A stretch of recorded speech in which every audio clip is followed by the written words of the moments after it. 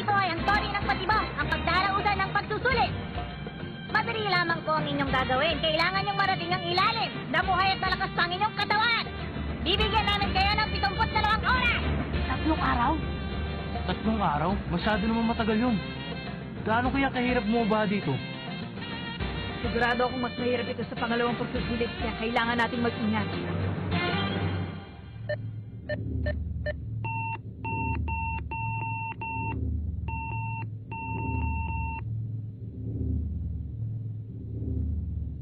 Simulan na ang pagsusulit.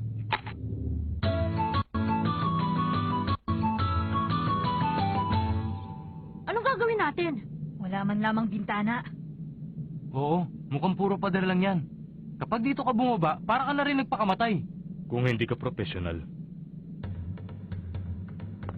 Pero, kung ikaw ay tulad kong rock climber, kahit pa ang touring ito ay kaya mong babae ng walang kahirap-hirap.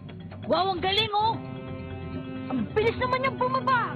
Ibang klase siya. Hindi ko yata kayang gawin yan. Ha? Ha? Tingnan niyo oh!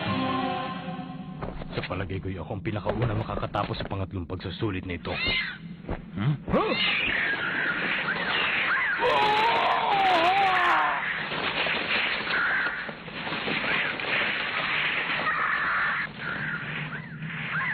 Mas maganda siguro kung hindi natin gagayahin ng taong yun.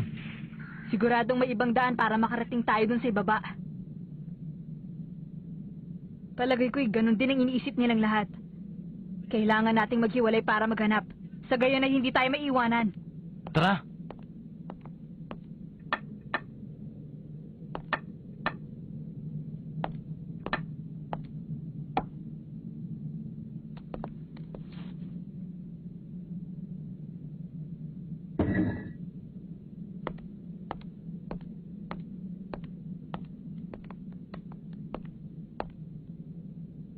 Parang kumonte ang tao. Ano? 5, 10, 15, 20. 23 tao? Paano nilang?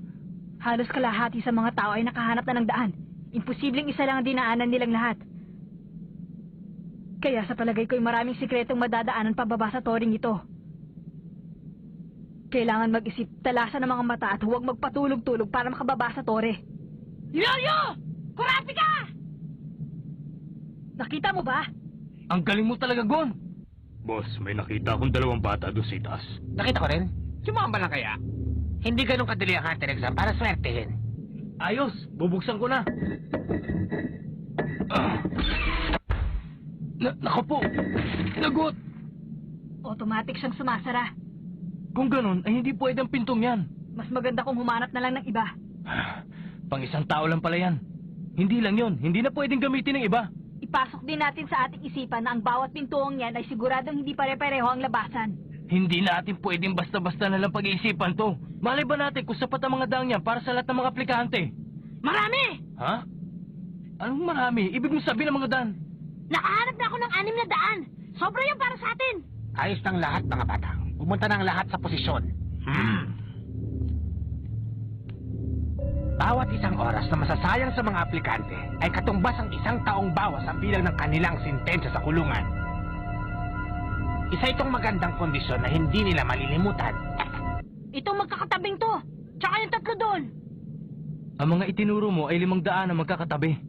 Ano kayang ibig sabihin nito para sa atin? Huwag kayong pakasisiguro dahil baka ang iba dyan ay patibong.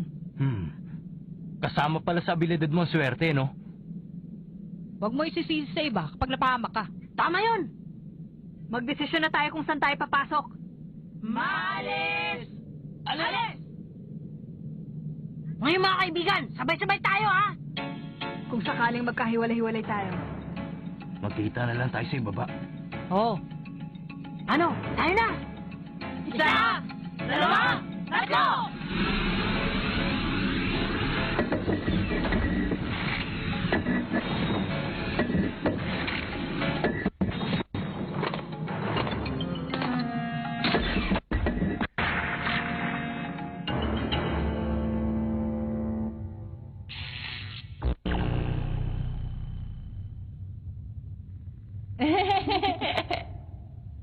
Ang bilis naman ng paghiwalay natin. Namiss kita. Parang wala ring labasan sa kwartong to. Panibagong problema. Merong bagay doon ah. Dahil napagkasunduan ng karamihan. Napagkasunduan ng lahat ng kinauukulan na kayong 5 ay dapat nang makalampas sa pagsubok na sadyang nilagay sa lugar na ito. Tayong 5? Ano yan? Yan ay timer. Meron niyang buton na pabilog at X. Kailangan ng isa pang tao. Ibig sabihin, dapat makumpleto muna tayo dito. Kung ganun, dapat pa tayo maghintay sa isa pang aplikante. Tama ba? Tama ka. Gusto kong malaman nyo na marami kayong pwedeng daanan pababa sa toreng ito. Ang bawat daan ay magkakaiba ang kondisyon. Napagkasunduan ng kinauukulan na pahihirapan ng konting pagsusulit. Isa itong matinding pagsubok na kailangan ng suporta ng bawat isa. Sa ngayon, ang masasabi ko lamang ay mag-iingat kayo. Ang nalalabing oras ay 71 at 18 segundo. Kailangan pa rin maghintay.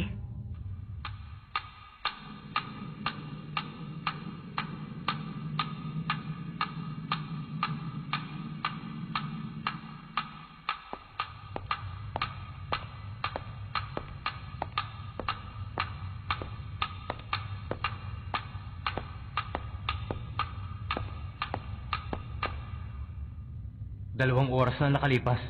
Nasisiguro ko sa inyo na yung iba pang mga aplikante ay nakaharap ng sarili ng daan. At yung mga aplikanteng hinihintay natin na naiwan doon sa itaas ay sigurado yung mga bugok. Mukha yatang parating na isang bugok. Ha? Ah, ikaw? Ginong Tomba! Nandito na pala kayong lahat. Ayoko makasamang isang yan kahit na pagkasunduan pa ng kinauukulan.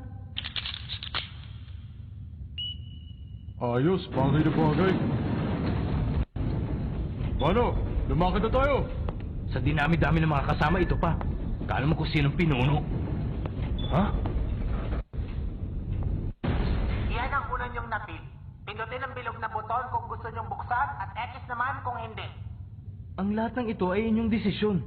Pagkatapos sasabihin mo makakapili pa kami? Ha? Teka, sino ba sa inyo pumili na X? Pasensya na pare. Aksidente yata ang pagkakapindot ko eh. Ikaw! Huwag mo kami lokohin, ilong ka!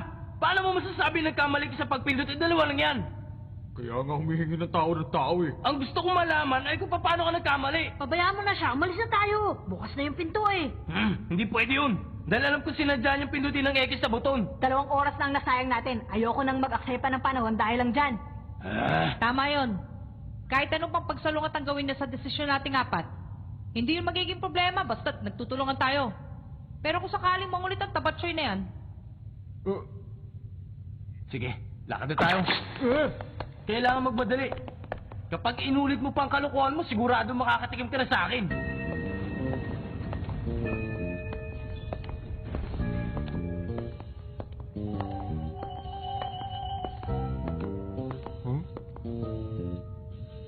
Eto na naman.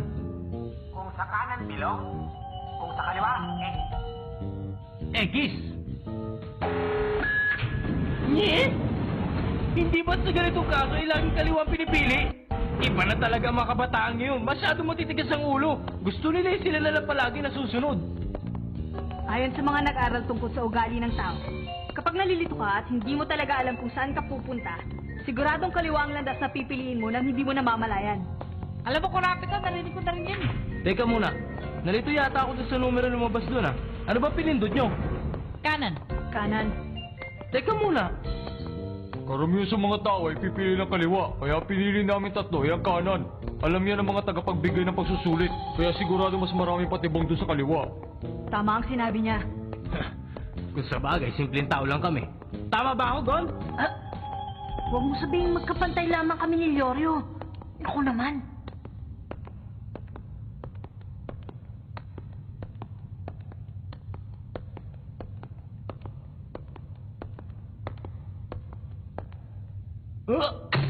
Anong lugar to?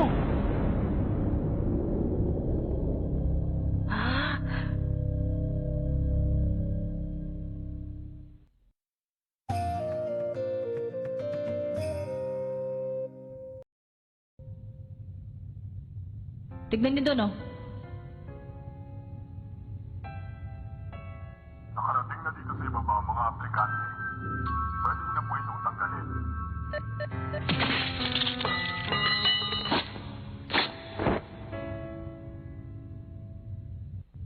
Ipinadala kami dito ng mga kinaukulan para masubukan kayo. Patunayan nyo kung kayo nararapat. Wala kayong ibang dapat gawin kung hindi makipaglaban sa aming 5. Nakakatakot ang taong yan ah. Ito na nga ba sinasabi ko eh. Dapat sa kaliwa tayo. Kung sa kaliwa tayo dumaan, baka mas matindi pa dyan. Isa laban sa isang patakaran. Bawat pares ay isang laban lamang. Pumili kayo kung gusto nyong mauna. Paramihan ng panalo. Kung mananalo kayo 3 beses, maaari na kayong dumaan pababa. Lahat ay pwede nyong gawin sa labanang ito. Walang pantay na resulta. Kapag sumuko ang isang manlalaro, ay tsaka pa lamang masasabing nagwagi ang kanyang kalaban. Kailangan nyo magbotohan kung tatanggapin nyo ang larong ito. Kung oo, pindutin nyo na ang bilog. Kung hindi, yung X. Nandito na naman tayo sa botohan. Nagsasayang lamang tayo ng oras. Para makapasa sa pagsusulit, kailangan namin malampasan ito, hindi ba? Kaya siguradong lahat ay pipindutin ng bilog. Pero nalaman kong may isang baliw na manggugulo na naman. Oh, hindi naman. Naiintindihan ko naman. Paano ba yan? Lahat kami sumangayon. Magaling. Sa aming grupo, ako ang unang makikipaglaban. Pumili naman kayo kung sino sa inyo. Anong gagawin natin? Sino mauna?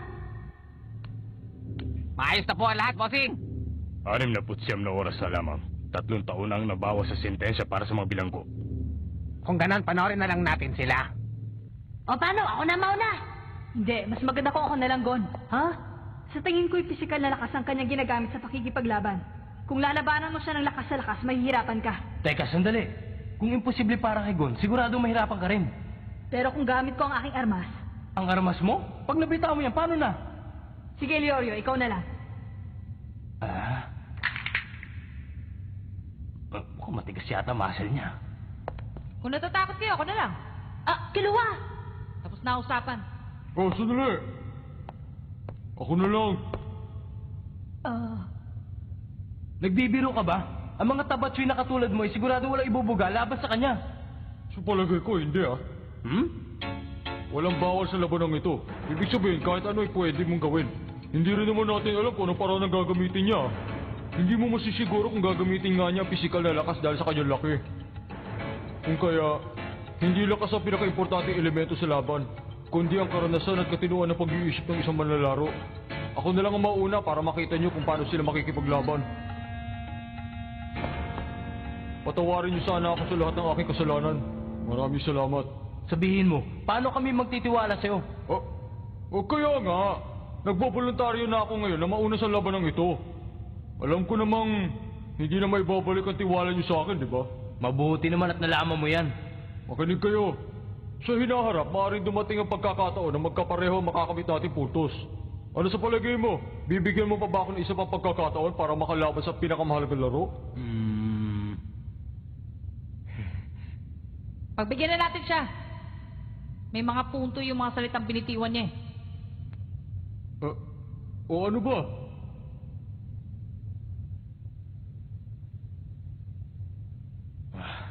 Dahil nagboluntaryo ka mauna sa larong ito, huwag ka magpapatalo ah. Oo, makikita nyo. Ako ang unang lalaban. Sige!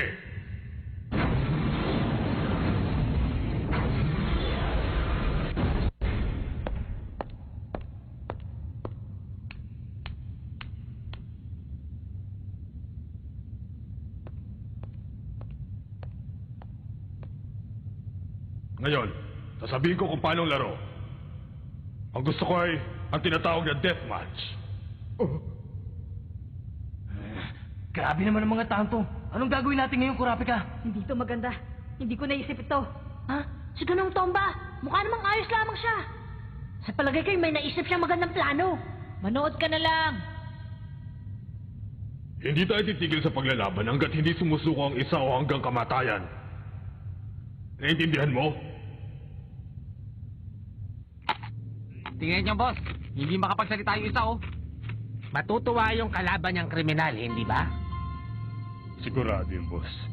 Sabik na ang mga yan dahil mahigit na sa 100 taon na sila nakakulong. Tama. Silang mga walang pusong kriminal. Hindi mababawasan ng kanilang sintensya kung hindi nila gagawin niya. Si Bendot ay nakulong sa salang pagpatay at nasintensya na 199 na taon. Siguradong init na siya. Kahit ano ay gagawin niya para lamang mabawasan ang kanyang sintensya. Anong problema? Tinatanggap mo ba ang hamon ko o susuko ka na? Kung tatayo ka lamang dyan ay masasayang lamang ang oras mo. Pati ang mga kasama mo masasayang din ang oras. Pero mas maganda yan dahil mababawasan ang aking sentensya.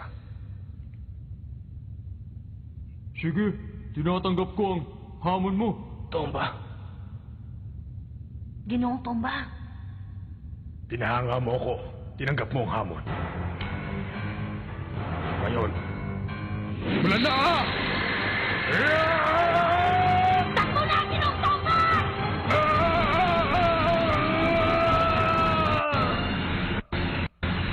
Suko na ako!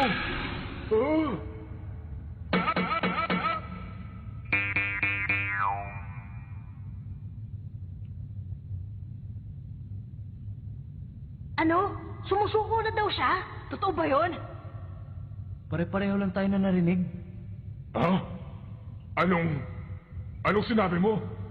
Suko na ako. Hindi ako lalaban. Matatalo lang ako eh.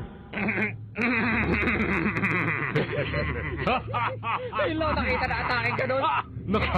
Nakakatawa talaga. Ano pa nga asahan mo? Ang pinakamagaling na manlalaro ay sumuko na. Pasensya na ah. Ano ka ba? Nakakaya ka!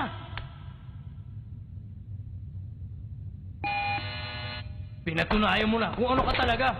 Isa kang walang silbing tao na alam lang gawin ay mamerwisyo ng kanyang kapwa. Dalawang panalo na lang para sa amin, talo ng inyong grupo. Hindi kayo makakaalis sa lugar na to. Magtatagal kayo dito hanggang sa maubos ang inyong oras. Sa apat na natitirang laban ay kailangan nating may panalo ang tatlo. Ang laki ng tinulong mo, Tabachoy.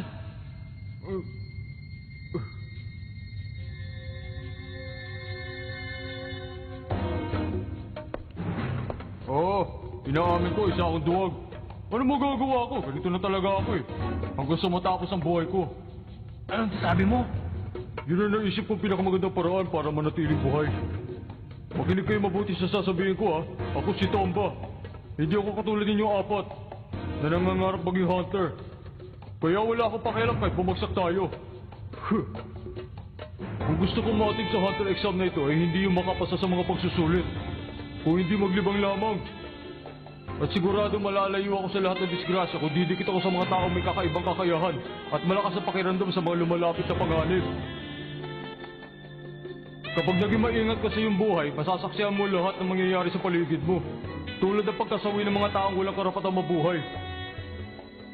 Ang madugong katapusan ng mga taong may mataas na pangarap at kanilang kabiguan. Ibang klaseng kaligayahan na nararamdaman kapag may nakikita ako ibang tao na nasasawi. Kaya gumagawa ako ng paraan para makaprood ng mga bagoong nahihirapan. Mas masaya ako sa aking ginagawa kaysa maging isang hunter na inyong pinapangarap. Subukan niyo lahat ng ginagawa ko at sigurado kalilimutan niyo maging isang hunter.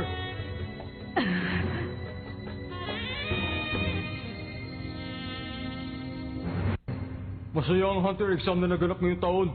Ito na siguro ang tamang oras para umayaw ako. Sa pangatlong bahagi ng huling pagsusulit ay lalong mababawasan ang bilang ng mga aplikante. Pero sumasaya, hindi ba? Sa kabilang dako, pahirap ng pahirap ang mga pagsubok na haharapin nyo. Ako, wala akong pakialam kung pumasa ako o hindi. Kung lahat ng problema nga haharapin nyo ang apat ay pagtutulungan nyo, baka magtagumpay pa kayo. Hindi naman masyadong mahirap, hindi ba? Naiinis na ako. Ikaw talaga. Huwag mong kalilimutan to. Kakalad ka rin kita hanggang doon sa ibaba. At doon ko ipapakita sa'yo kung gaano ka kasama. Alam mo, ang tingin ko sa'yo parang ipis. Paborito ko palang paglaro ng mga ipis. Teka! Kapag ginawa mo yan, hindi ka rin makakapasa. Wala akong pakialam. Tama yun! Alam ko na! Yung sinabi ni Ginoong Tomba. Kailangan natin magtulungan para manalo tayo. Kaya hindi na natin kailangan magtalo pa. Hindi ba, Kurapika? Tama ba ako? Oo, tama ka. Kaya lang. Ayos ah. Pareho pala tayong iniisip. Magpasalamat ka kay Gon, Tabachoy. Oras na para sa pangalawang laban. Sedokan, ikaw naman. Hepe, ang lock.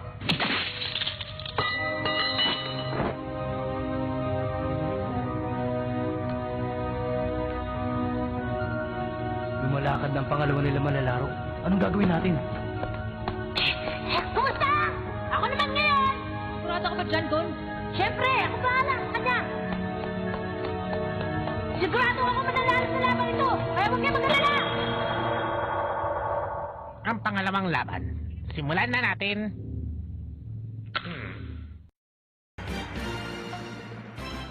I'm up next. My opponent doesn't look tough, so I'm not that worried. Next time on Hunter x Hunter. Candles, policy, dispute. This candle better not blow out.